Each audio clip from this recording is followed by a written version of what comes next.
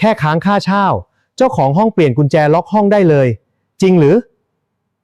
คำตอบคือไม่ใช่ทุกกรณีครับเพราะกฎหมายไม่ได้ให้อำนาจทำได้ตามใจ